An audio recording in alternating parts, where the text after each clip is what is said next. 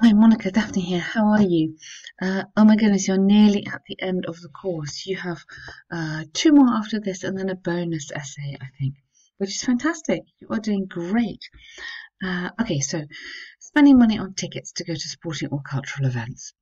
So some people prefer to invest a high proportion of their earnings on flight tickets to attend. You don't attend to. I attend to a person or attend to my paperwork or something, but just this is to attend, which is go, to attend cultural and sporting events. Yet, this might have a negative impact on the global warming worldwide crisis. Okay. Hmm. Interesting. Okay, interesting. Personally, I strongly feel the benefits far outnumber the downsides, and any country's economy will be glad to receive tourists in their just you don't need that in their lands, just glad to receive tourists, full stop. This essay will discuss both views and using examples. Okay, very good. On the one hand, there's ample evidence that countries such as Spain, Australia, and even Colombia have have considerably increased their economies. So incredibly increased the size of. You can't increase your economy, but you can increase the size of your economy. So considerably, let's move that so you know what I'm doing. Considerably, okay, sorry, increase the size of their economies due to tourism revenues from traditional events. Good. The central reason behind this is twofold. Firstly, sports events such as the Olympics and FIFA generate numerous job offers on different areas, different areas, um, which which um, raises productivity is the right word. So you've got rise. This is raises productivity. Um, uh, in national businesses or for national businesses and so on. Not on, I don't think, in or for. Secondly, young generations could benefit from these events as well, comma, by learning from different cultural traditions. And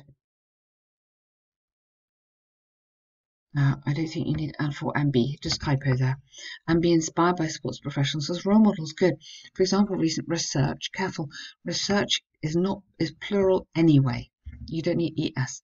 The BBC News demonstrated that countries compete seriously to be selected as the new location for the event mentioned above. Very interesting argument. I have read a lot of essays, obviously, like this, but I haven't read this argument before. It's very interesting. A lot of people talk about um, tickets. So, like, am I spending too much money out of my salary, sort of thing?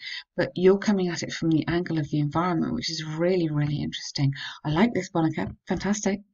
On the other hand, there are significant downsides for buying air tickets. Um, different downsides um, as far as global warming, okay, and on natural resources is concerned. This is largely because the rise of air traffic has a dramatic impact on global rising temperatures due to their constant release of CO2 and greenhouse gases. Excellent.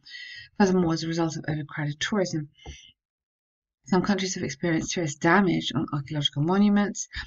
Yeah, careful. Connect this back to cultural events. You're going to, okay, Day of the Dead. Do you call it Day of the Deaths or Day of the Dead? Which is one of the most important celebrations performed in this country. Important and most visited. So if you connect that back, so I know it's important, but if you connect it back to most visited, then that links you back to your question, because this will be a cultural event.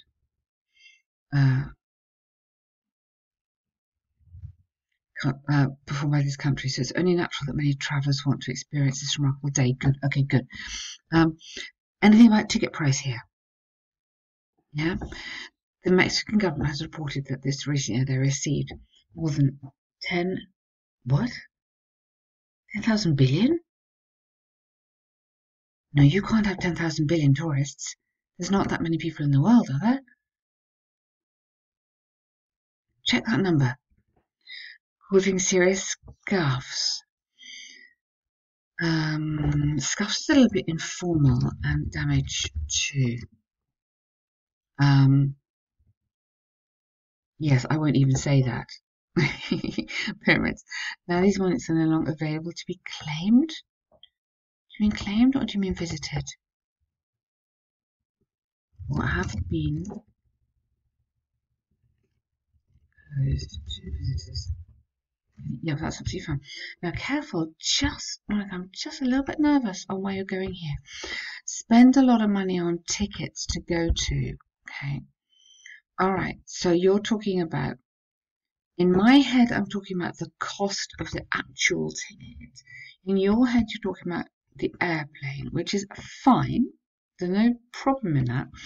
But you need to absolutely connect this to buying air tickets. Okay, good. This is from Uncle Day. Okay, all right. And not only pay a lot, but fly a long way to to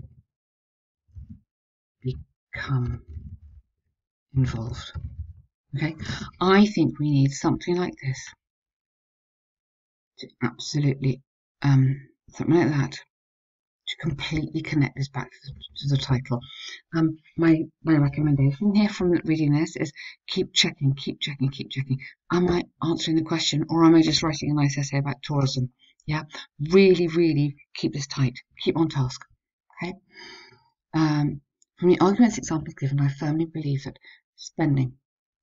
investing or spending, not that one, on tickets for tourist purposes overall has outstanding benefits for any culture's productivity, as for new experiences and knowledge of other cultures for individuals. Although, rather than whereas, you need to have although, it should not be forgotten that this worldwide phenomenon has its negative side as well. Good. It's predicted that if governments build some strategies to organise their tourism, they could decrease the number of casualties over natural resources. Good. Okay, well done. You've done a really nice essay here. It's very well argued. Okay. You have answered the question we've talked about that. The coherence is really good. I think using this like template, I think is working nicely. You've got some very good vocab going on now. Really high level, super vocab. Very nice grammar as well. This is looking really good. Really good. Academic task. Okay, we've got rainfall. It's a crazy graph. This line graph shows the rainfall in millimetres in 3 different countries in the UK over a 1-year period. Good. Now, personally, I like putting this up here. So I'm going to do that. It doesn't matter. It's just like, for me, this is more logical. Okay. Overall, the rainfall in England, Scotland, and Wales has no clear trend due to constant fluctuations. Yeah, that's very true. Full stop.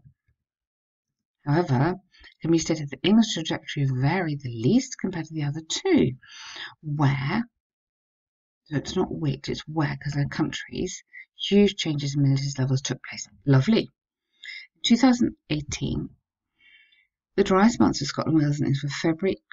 Yeah, really nice. Nevertheless, the rainiest, not nevertheless, however, careful on the meanings of these. It's very different. I mean, it's very subtle. It's not that different, but it is a bit different. However, the rainiest period for Scotland was March, reaching approximately 140. Whereas, now you can have whereas. England, it was December, and Wales, it was July. Okay, very good. Or you could say, yeah, okay, that's fine. The month in which the three of them were broadly similar was July, where rainfalls were almost 140. Good, very nice grouping again. Whereas in February and March, the numbers were considerably different from one another. Good. Make this, just come down one line there. One significant exception was between the end of August and the beginning of October, where the level of rainfall in Wales barely changed, reaching almost, or rather than reaching, remaining level at almost 50. Okay, what a good task. Again, very confident, very well done.